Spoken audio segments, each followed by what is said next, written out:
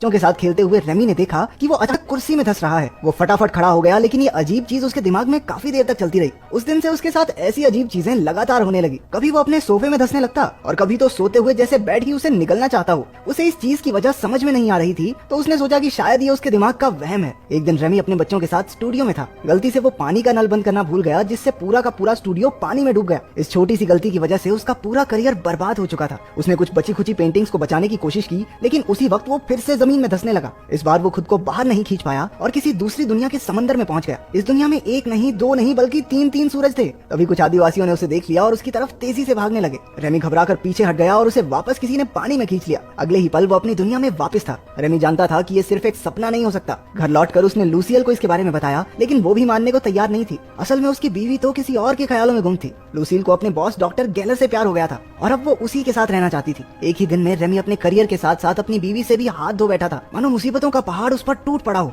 Ramie ने फिर भी उससे शांति से बात करके प्रॉब्लम सॉल्व करने की कोशिश की, लेकिन लूसील तो डॉक्टर गेलर को उससे मिलाने के लिए घर ही ले आई थी। ये सब क्या चल रहा है? आशिक को पति से मिलाने घर ले आई, डर नहीं लगता इस औरत को? रेमी ने बिना कुछ कहे उन्हें अपनी मर्जी करने दी। उसने हताश होकर कहा कि वो कुछ ही दिनों में घर छोड़कर चला जाएगा। इसके बाद वो अपने परिवार के पास मदद मांगने पहुंचा। उन्होंने भी कुछ देर उसकी बात सुनी, लेकिन किसी ने ज्यादा ध्यान नहीं दिया। निराश होकर रेमी कॉफी बनाने के लिए रसोई में चला गया। एक बार फिर से अजीबोगरीब चीजें होने लगी। घर की बिल्ली अचानक हवा में ही जम गई। रेमी ने उसे पकड़कर इधर उधर घुमाया, लेकिन वो तो जैसे खिलौना बन गई थी। उसने अपने परिवार को आवाज लगाई, लेकिन उसे एहसास हुआ कि उसके आसपास की सारी चीजें थम सी गई हैं। समय एक ही जगह पर रुक चुका था। जमीन भी धीरे धीरे लिक्विड बनने लगी और रेमी एक बार फिर से उसमें धंसता जा रहा था। आंख खुली तो उसने देखा कि वो जंगल के बीचों बीच था। उसने आगे चलकर देखा कि कुछ आदिवासी एक जानवर को मारकर पका रहे थे। उसने उनसे मदद मांगी, लेकिन वो रेमी को ही अपना खाना बनाने के लिए उसके पीछे भागने लगे। रेमी भी अपनी जान बचाने के लिए ट्रेन की स्पीड से भागा। कुछ ही देर में वो एक गांव में पहुंचा और एक गुफा में जाकर छिप गया। तभी एक जोरदार शक्ति ने उसे वापस खींच लिया और वो धड़ाम से अपने घर में जाकर गिरा।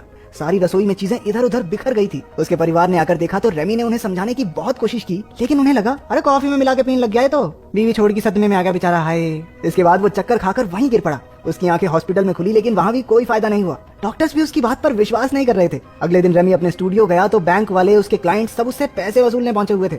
अचानक से उन सब ने बोलना हिलना बंद कर दिया। इससे पहले कि रेमी को कुछ समझ आता, वो फिर से जमीन में धंसना शुरू हो गया। उसने खुद को रोकने की काफी कोशिश की, लेकिन वो तीसरी बार दूसरी दुनिया में पहुंच ही गया। वो एक पेड़ पर एक टोकरी में बैठा था और सभी आदिवासी उसकी तरफ खुशी से देख रहे थे। ऐसा लग रहा था मानो वो सब उसी का इंतजार कर रहे हों। इशारों इशारों में उसे समझ आया कि वो सब उसे उड़ता हुआ देखना चाहते थे। 50 रुपए दिए, जब तक ये उड़ेगा नहीं मैं घर नहीं जाऊंगा। रेमी ने भी जोश में आकर उड़ने की कोशिश की, लेकिन मुंह के बल गिरा। उन्होंने जबरदस्ती उसे एक हरे रंग का जादुई फल खिला दिया, जिससे अचानक वो एक दूसरे की बातें आराम से समझने लगे। फिर कबीले के सरदार ने उन्हें समझाया कि वो आखिर उनकी दुनिया तक पहुंचा कैसे। असल में सभी आदिवासी जोटैन नाम के एक भयानक राक्षस से परेशान थे। वो किसी को भी उठाता और मारकर खा जाता था। कबीले के विद्वानों ने पता लगाया कि उनकी एक पौराणिक किताब के हिसाब से दूसरी दुनिया का एक आदमी ही उन्हें राक्षस से बचा सकता है। इसलिए वो तंत्र मंत्र से उस हीरो को अपनी दुनिया में लाने की कोशिश में लगे थे। रेमी के साथ वो अजीबोगरीब घटनाएं भी इसलिए हो रही थी क्योंकि वो ही उस कबीले का रक्षक है। लेकिन जो आदमी अपनी बीवी के आशिक को नहीं पीट पाया, वो राक्षस को क्या मारेगा? उसने कबीले की मदद करने से साफ इनकार कर दिया। लेकिन आदिवासियों ने उसका मन बनाने के लिए उसे एक चट्टान से उल्टा लटका दिया। फिर उसे एक गुफा में रखा गया, जहाँ बैठकर उसे राक्षस से लड़ने का प्लान सोचना था। भूख लगने के कारण रेमी ने जैसे ही वहाँ रखा एक तरबूज उठाया, वो वापस अपनी दुनिया में पहुंच गया। इस बार उसने लोगों को अपनी कहानी बताई ही नहीं। वो जानता था कि कोई यकीन तो वैसे भी नहीं करेगा। इसके बाद वो एक लाइब्रेरी में जाकर अपनी मुश्किल का हल गूगल से पूछने लगा, लेकिन गूगल के पास भी इसका कोई हल नहीं था। अब उसने भर भर के प्रोटीन देना शुरू कर दिया ताकि वो ताकतवर बनके जोटैन को हरा सके। अगली बार वो दूसरी दुनिया में नए जोश के साथ पहुंचा। कबीले वालों ने उसे एक तलवार दी और जोटैन से बचने की तरकीब के बारे में पूछा। उसने सभी आदिवासियों को एक नए गांव में बसने को कहा और रास्ते में उनकी सुरक्षा करने का वादा किया। उनकी मान्यता थी कि जो भी गांव की सरहद के बाहर कदम रखेगा, उस पर आसमान से बिजली गिर जाएगी। रेमी ने सबसे पहले सरहद पार करके दिखाई कि कुछ नहीं होगा, और देखते ही देखते उसके पीछे सारा गाँव चलने लगा। अब सबको यकीन हो गया था कि रेमी ही उनका हीरो है। कुछ घंटों बाद जोटैन के 2 आदमियों ने उनका रास्ता रोक लिया। उन्होंने सबको गाँव लौट जाने को कहा, लेकिन रेमी ने उनका बहादुरी से मुकाबला किया और तुक्के से एक को तो मार भी दिया। कुछ देर बाद उन्हें खबर मिली कि जोटैन उनके कबीले पर हमला बोलने वाला है। अपनी दुनिया में वापस आकर रेमी ने युद्ध कला और इतिहास के बारे में किताबें पढ़नी शुरू कर दी। वो लड़ाई की टेक्निक्स और तरकीबों के बारे में पढ़ने और समझने लगा। उसे एहसास हुआ कि युद्ध जीतने के लिए लड़ने वालों में जोश जरूरी है। अगली बार जब वो उनसे मिला तो उसने एक जबरदस्त भाषण देकर उनमें अपने और अपने परिवार के लिए लड़ मिटने का जज्बा भर दिया। कबीले का हीरो होने की वजह से रेमी भैया को लड़कियों की कमी तो थी नहीं, लेकिन फिर भी वो किसी की तरफ आंख उठाकर तक नहीं देखता, क्योंकि वो अभी भी अपनी पत्नी से प्यार करता था। कुछ देर बाद वो अपनी दुनिया में वापस आया और अपने बेटे के साथ थोड़ा समय बिताने लगा। जब रेमी कबीले में लौटा तो उसने देखा कि लड़ाई तो पहले ही छिड़ चुकी थी। वो लोग जोटैन की आर्मी से बुरी तरह हार रहे थे और लोगों को मरने से बचाने के लिए वो वापस उन्हें अपने ठिकाने पर ले आया। इसके बाद रेमी ने उन सबको आगे का प्लान बताया। अगले दिन वो सो रहे दुश्मन सैनिकों के पास गया और उनकी बेइज्जती करनी शुरू कर दी। किसी को थप्पड़ दिए तो किसी को चिढ़ाया और सबको अपने पीछे लगा लिया। उसका प्लान सही जा रहा था। दुश्मन सैनिक उसका पीछा करते हुए खाली जमीन पर आ गए और वहीं रेमी ने अपनी सेना को वार करने का ऑर्डर दे दिया और खुद भागकर एक खोखले पेड़ में छिप गया। आदिवासियों ने तीरों से हमला कर दिया जिसमें आधे दुश्मन मारे गए और बाकी मैदान छोड़कर भाग निकले। सबने रेमी के सामने सर झुकाया क्योंकि वो ही उनका असली हीरो था।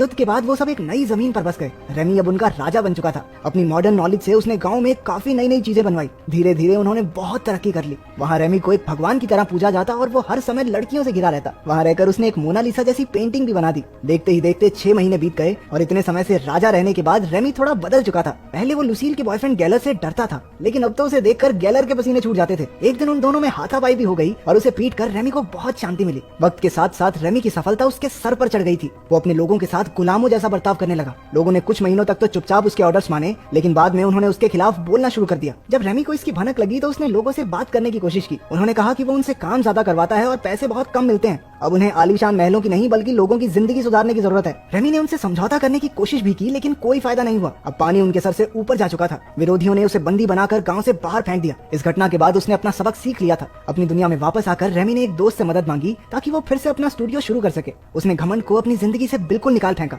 उसकी जिंदगी में डेल्फीन नाम की एक औरत आ गई और दोनों एक दूसरे को पसंद करने लगे। लेकिन जैसे ही डेल्फीन ने पहली बार रेमी को किस किया, वो एक बार फिर से दूसरी दुनिया में पहुंच गया। गांव के लोगों ने एक बार फिर से उसे बुलाया था क्योंकि मान्यता पूरी करने के लिए जोटैन को मारना जरूरी है। हालांकि रेमी इस सब में नहीं पड़ना चाहता था, लेकिन उन लोगों ने जबरदस्ती उसे जोटैन की गुफा में धक्का दे दिया।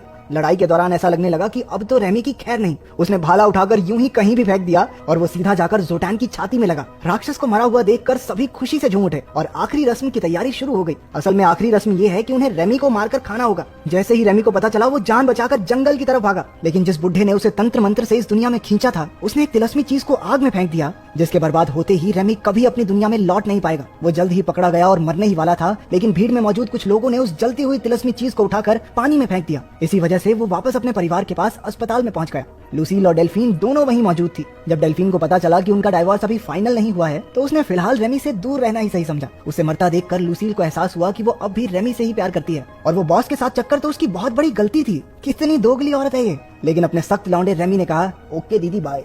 उधर दूसरी दुनिया में आदिवासियों ने रेमी का बहुत बड़ा स्टैचू बनाकर अपने हीरो के रूप में उसे याद किया। आखिर में हम देखते हैं कि लुसील और रेमी एक बीच पर अपने बच्चों के साथ थे। उन्होंने एक बार फिर से एक नई जिंदगी